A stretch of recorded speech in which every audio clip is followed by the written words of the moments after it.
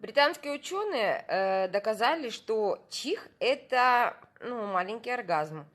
Соответственно, женщины, которые чихают так, чих, не понять, получили удовольствие или нет.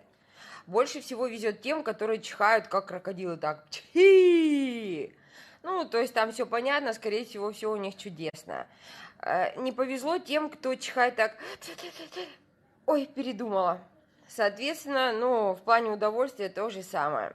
Самые прикольные те, кто чихает 20 раз подряд. Но, согласно аналогии британских ученых, у них все чудесно.